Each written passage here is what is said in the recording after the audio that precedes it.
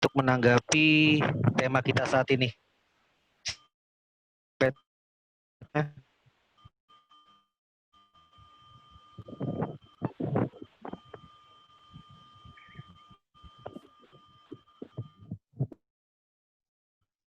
Warahmatullahi wabarakatuh. Waalaikumsalam warahmatullahi wabarakatuh. Ya, diskusi kita siang ini sangat menarik karena terkait dengan peristiwa yang belum lama ini cukup menghebohkan. Tapi yang kita syukuri itu adalah karena PDI tidak sampai meradang. Karena PDIP masih tetap berpegangan kepada kita ini negara hukum. Dan kita tahu perjalanan PDIP sejak peristiwa yang dialami tahun 1996, mana kantor PDI diserbu, PDI memiliki massa pendukung yang sangat besar pada waktu itu, tetapi itu pun PDI di bawah pimpinan Ibu Megawati memberi reaksi dengan meminta kepada seluruh pendukungnya menempuh jalan hukum dan itu dipatuhi. Artinya kalau bicara meradang, mestinya peristiwa pada tahun 1996 yang dikenal dengan peristiwa Kuda Tuli, harusnya di situ PDI meradang dan bisa saja Jakarta menjadi lautan api. Tetapi itu tidak terjadi. Ya. Ibu Megawati berhasil mengendalikan, menenangkan masanya dan semua taat untuk menunggu proses hukum. Dan cukup lama karena saya merupakan salah satu anggota tim pembela demokrasi Indonesia yang waktu itu membela PDI kelompok Ibu Megawati. Sehingga kami tahu betul bagaimana fanatisme kaum nasionalis, bagaimana rasionalitas kaum nasionalis, bagaimana kaum nasionalis menempatkan diri dalam menghadapi situasi seperti itu, sudah terbukti ya bahwa karena negara kita ini adalah negara hukum, maka setiap peristiwa yang mengganggu PDIP, mengganggu kaum nasionalis, bahkan mengganggu Pancasila, semuanya diserahkan kepada penyelesaian secara hukum. Sehingga peristiwa kemarin ada sekelompok orang ya mau mencoba mengadu ya mensejajarkan perjuangan dengan bendera yang berlambang Palu Arit, kemudian itu dibakar, masa pendukung PDIP sama sekali tidak terpancing. Bahkan Ibu Mega langsung perintahkan supaya semua bisa menahan diri dan menempuh jalan hukum. Dan jalan itu langsung direspons dengan baik dan semua kader partai, ya menurut penglihatan saya, semua struktur di setiap daerah bahkan di seluruh Indonesia mendatangi kantor polisi dan meminta supaya itu diproses secara hukum. Dan proses itu sekarang sedang terjadi. Satu. Yang kedua, kalau persoalan rancangan undang-undang tentang haluan ideologi Pancasila itu kemudian PDI dipersalahkan, saya lihat ini tidak ada dasarnya. Tidak ada alasan hukum untuk menyatakan langkah yang dilakukan oleh PDIP dengan mengusulkan naskah untuk dijadikan rancangan undang-undang itu sebagai sebuah kesalahan. Toh di DPR juga kan ada tahapan-tahapan. Dan tahapan itu kita tahu sekarang sudah memasuki tahap rancangan undang-undang yang sebagaimana dokumennya sudah beredar secara luas di tengah masyarakat. Begitu dia menjadi rancangan undang-undang, maka itu sepenuhnya menjadi tanggung jawab semua fraksi di DPR. PDIP tidak bisa disalahkan dalam soal ini. Karena poin-poin yang disampaikan oleh PDIP itu dibahas di dalam fraksi-fraksi, kemudian dituangkan menjadi rancangan undang-undang, itu pun masih harus memerlukan pembahasan lebih lanjut. Mengapa naskah itu dibawa ke DPR? Karena di dalam Undang-Undang Dasar 45, DPR mempunyai kekuasaan membentuk undang-undang. Amandemen UUD 45 telah menempatkan DPR sebagai institusi yang memiliki kewenangan untuk membentuk undang-undang. Presiden punya hak untuk mengajukan. Tetapi kewenangan menentukan, ya, kewenangan untuk membentuk undang-undang berada di tangan DPR. Karena itu tidak ada salah undang-undang yang sedang beredar bahkan menjadi polemik ini, tanggung jawab DPR, tidak ada yang salah. Oh, masih banyak kesempatan untuk masyarakat juga bisa memberikan tanggapan. Pro dan kontra yang ada sekarang ini harusnya direspons oleh DPR dan supaya dibahas lebih lanjut. Jangan sampai ini kena pro dan kontra lalu kita kubur ini persoalan. Nanti bisa muncul masalah lagi. Jadi lebih baik rancangan undang-undang yang sekarang sedang beredar dibahas secara mendalam. Dengarkan semua pihak, baik yang pro maupun yang kontra, kemudian diputuskan di DPR. Jadi masalahnya diselesaikan pada akar masalahnya. Jangan kita ambil di ujungnya, kemudian tutup, kemudian kita bergeser kepada persoalan bakar bendera. Bakar bendera memang jadi salah satu kasus, dan kasusnya itu sudah ditangani DPR, ke pihak kepolisian. Tetapi persoalan pokok mengenai rancangan undang-undang haluan ideologi Pancasila ini harus di-clearkan di DPR. Tidak boleh karena ada pro dan kontra lalu kita tutup. Lebih baik dibahas secara tuntas. Ujungnya seperti apa? Masyarakat juga harus diberi kesadaran supaya peluang yang ada, kesempatan yang ada, yang diberikan oleh undang-undang untuk memberikan masukan kepada DPR, kepada pemerintah, supaya ini bisa digunakan secara maksimal. Kemudian pihak kepolisian, terkait dengan laporan dari PDIP, ya, di berbagai tempat, ini juga supaya diproses sampai dibawa ke pengadilan, jangan dihentikan di tengah jalan. Ini juga tidak mendidik.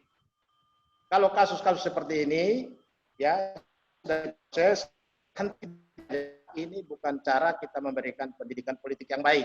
Lebih baik salah atau benarnya biarlah pengadilan yang menentukan.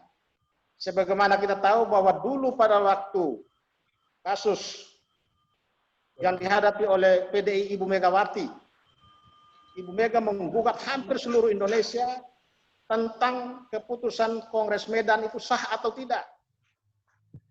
Begitu otoriternya kekuasaan Orde Baru, di mana semua kekuatan tunduk pada kekuatan Orde Baru, tapi masih ada hakim, jaksa yang berani membawa kasus itu ke pengadilan, dan diputus bahwa apa yang dilakukan di Kongres Medan itu salah. Nah sekarang kan kondisinya sudah berubah, sudah berbeda. Walaupun PDIP ada di dalam struktur kekuasaan sebagai partai penguasa, tetapi PDIP tidak mau menempuh langkah-langkah lain selain langkah hukum. Ini juga satu hal yang harus kita contoh. Partai-partai lain harus mencontoh bahwa meskipun kekuasaan ada di tangannya, tetapi langkah hukum tetap menjadi pilihan utama. Saya kira begitu. Terima kasih.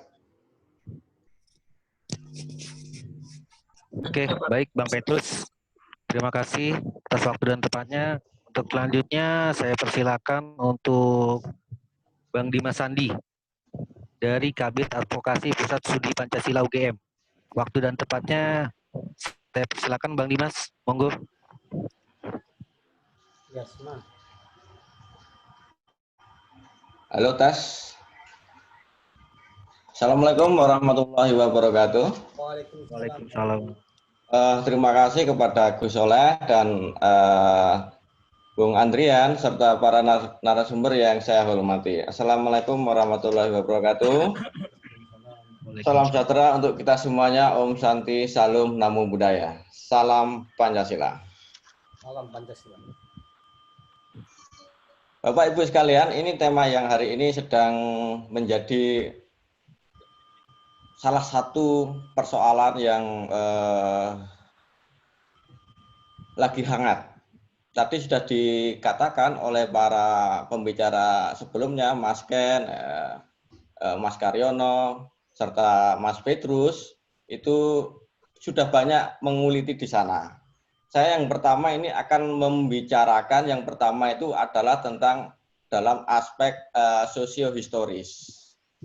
Terus yang kedua, itu saya akan membicarakan tentang bagaimana kondisi aktual Indonesia hari ini. Ini kan konteksnya tentang diskusi kebangsaan. Baik, yang pertama saat kita awal-awal kemerdekaan abad 21, abad 20, awal-awal itu kita kan negara Indonesia belum ada, tapi yang di sana yang hadir itu adalah organisasi-organisasi kemasyarakatan. Ya, tonggaknya adalah Budi Utomo. Ya, sebelum Budi Utomo itu ada yang namanya Sarekat Islam. Ya, Budi Utomo, terus setelah Budi Utomo itu juga ada kemudian Muhammadiyah 1912. Ya, Muhammadiyah 1912, kemudian SI tadi itu pecah, ada SI merah dan SI putih. Ya, Sarekat Islam itu pecah, kemudian ada SI merah dan SI putih. Nah, kemudian SI ini bermetaforse, yang merah ini dipimpin Semaun, yang kemudian Semaun ini bersama teman-temannya, Sarekat Islam Merah ini mendirikan Partai Komunis Indonesia 1921. Ya. Dan akhirnya 1926 berdirilah organisasi masyarakat, yaitu 1926, yaitu berdirinya Nahdlatul Ulama. Ya. Dan 4 Juni 1927 itu berdirilah Partai Nasional Indonesia.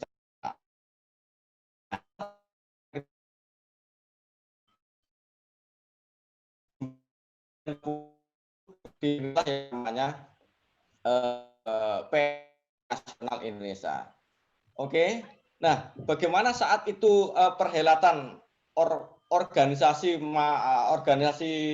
masyarakat serta partai politik itu semuanya itu dirangkum oleh pendiri PNI, yaitu Insinyur Soekarno, memetakan bagaimana kondisi sosiologis masyarakat Indonesia. Makanya ketemulah konsep dasar. 1926, Bung Karno di dalam buku Indonesia Menggugat, halaman pertama itu tentang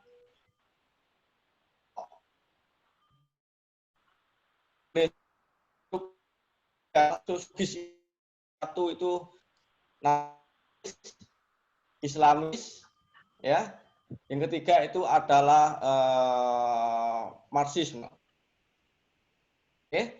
Nah, di saat itulah 3 hal ini yang kemudian menjadi gerakan-gerakan sosial yang ada di dalam masyarakat.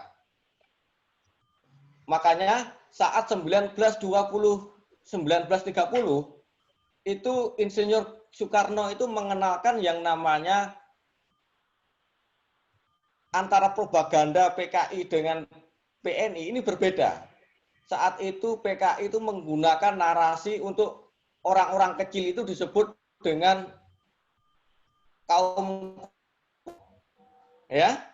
kromo. Jadi kromo itu adalah orang-orang kecil. Nah, kemudian sama Bung Karno itu, ini sudah narasi kaum kromo itu sudah diambil oleh PKI. Sehingga Bung Karno menggunakan diksi lain yang kemudian disebut dengan marhaen. Ya.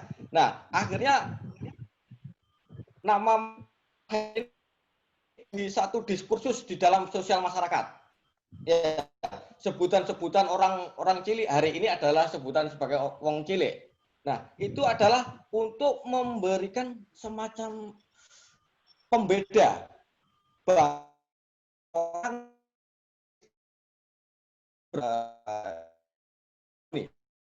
hanya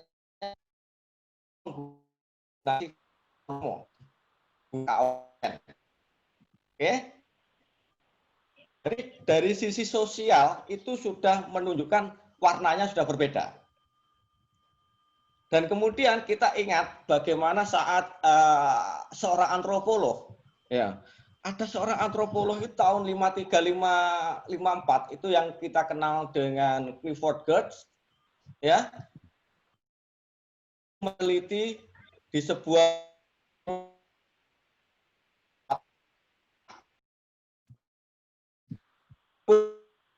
penggambaran umum, tapi itu sebagai antropolog Clifford Geertz itu membaca atau melihat Jawa khususnya, Yang pertama itu dia melihat kaum santri, abangan, yang ketiga itu adalah priayi.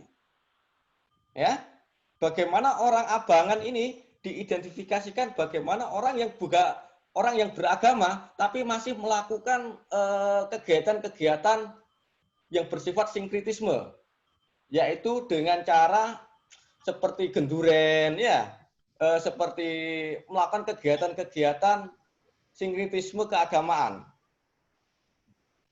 Oke, jadi orang abangan ini tidak identik dengan bagaimana membangun dirinya itu dengan membangun sebuah pertalian antara agama dengan adat kebudayaan.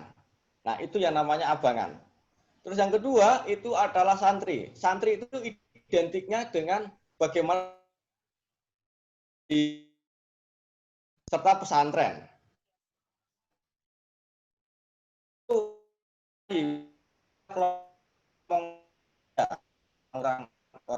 Orang kaya.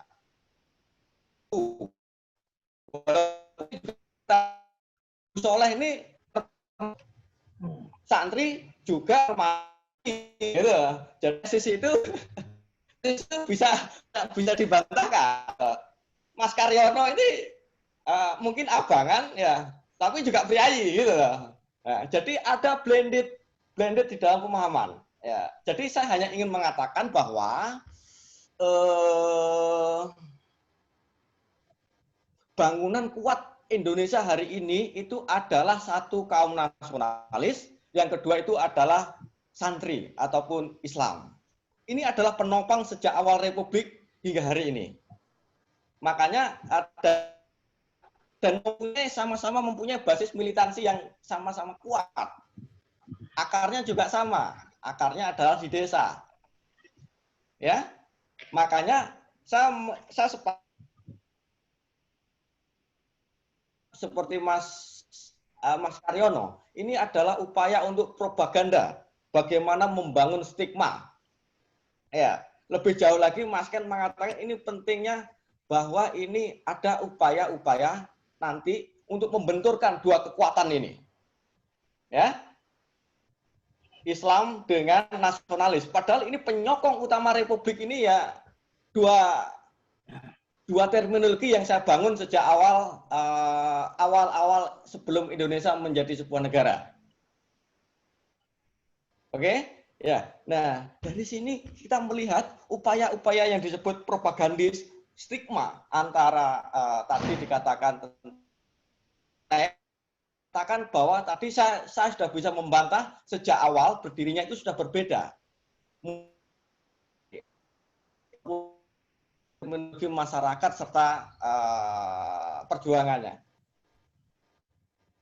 Ya, nasionalis PDI ataupun PNI itu kan mengimajinasikan tentang bagaimana tentang pentingnya sebuah persatuan nasional. Ya. Sedangkan gagasan komunis itu adalah gagasan yang tidak pernah mengenal yang namanya wilayah. Ya. Tidak pernah mengenal wilayah. Yaitu wilayahnya itu yang ada di dunia ini. Nah, ini secara konsepsi sudah berbeda. Karena propaganda untuk gagasan itu sudah ketika ingin mengatakan bahwa ini masuk ke situ secara konsepsi susah. Ya, secara teori susah untuk menjelaskannya karena dari konsep dasarnya sudah berbeda. Konsep kelahirannya juga berbeda. Konsep tantangan dan perjuangan juga berbeda. Ya.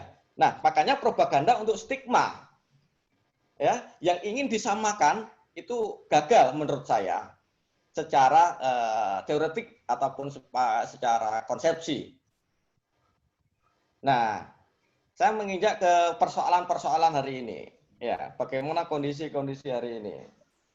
Nah, dua kekuatan inilah Islam, kita lihat bagaimana militansi yang ditunjukkan. Saya katakan tadi, ormas yang sejak awal berdiri itu kan Muhammadiyah dengan NU.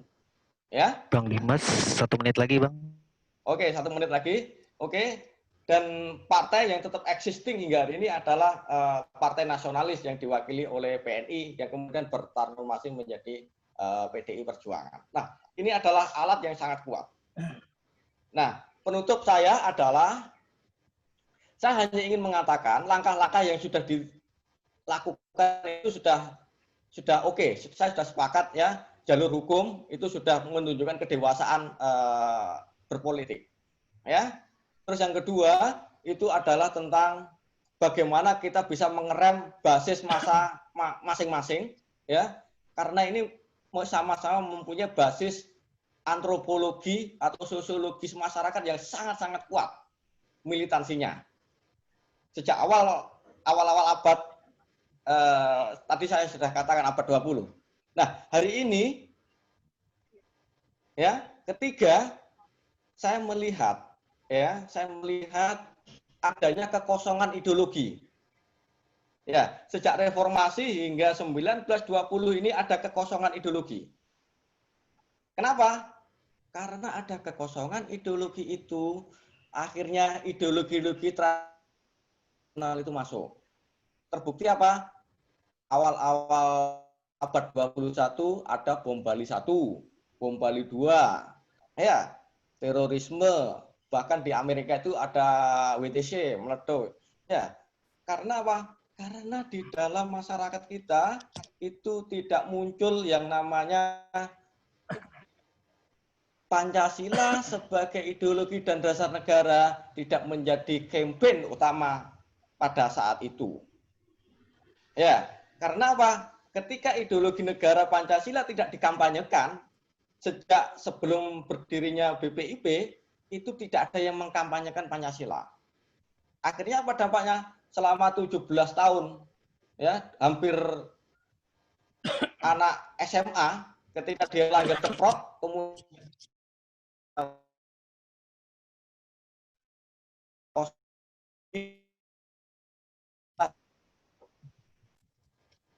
ya. Nah, mana pentingnya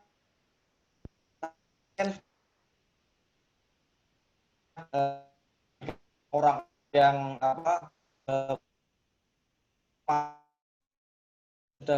sudah menjadi persoalan-persoalan yang harus kita selesaikan bersama. Jadi, saya hanya ingin menggarisbawahi kekosongan ideologi itulah yang menjadi persoalan kenapa muncul kembali isu-isu gagasan-gagasan transinternasional. Entah itu gagasan khilafaisme, ya, khilafah, entah itu gagasan fundamentalisme dan isme-isme lainnya lah. Karena itu kita berkewajiban sebagai penyokong orang-orang nasional religius ini bisa